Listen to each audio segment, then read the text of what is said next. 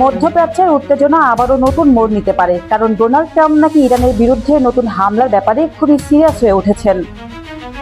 মার্কিন সংবাদ মাধ্যম সিএনএনকে একাধিক সূত্র জানিয়েছে, কয়েক সপ্তাহের তুলনায় এখন ট্রাম্পের অবস্থান অনেক বেশি কঠোর।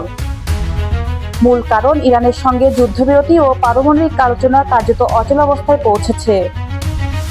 সূত্রগুলোর দাবি, আলোচনায় ইরানের ধীর গতি এবং হরমুজ প্রণালী বন্ধ থাকায় ক্রমে অধৈর্য হয়ে উঠছেন ট্রাম্প। তার ধারণা, ইরানের অভ্যন্তরীণ নেতৃত্ব বিভক্ত, আর সে কারণেই পারমাণবিক কর্মসূচি নিয়ে স্পষ্ট সিদ্ধান্তে পৌঁছাতে পারছে না তেহরান। আলোচনার সঙ্গে জড়িত একটি সূত্র জানিয়েছে, ইরান যুদ্ধবন্ধের প্রস্তাবের যে জবাব দিয়েছে তাতে ওয়াশিংটনের মধ্যে সন্দেহ তৈরি হয়েছে তেহরান আদৌ সমঝোতা চায় কিনা। এদিকে মার্কিন প্রতিরক্ষা মন্ত্রণালয়ের ভেতরেও দেখা দিয়েছে মতভেদ। একটি পক্ষ বলছে, নতুন হামলা চালানো হলে ইরান আরও দুর্বল হবে এবং শেষ পর্যন্ত আলোচনার টেবিলে ফিরতে বাধ্য হবে। তবে অন্য পক্ষের মত, এখনও কূটনীতিকে আরও সময় দেওয়া উচিত। এর মধ্যে আলোচনায় উঠে এসেছে পাকিস্তান এর মধ্যস্থতার বিষয়টিও।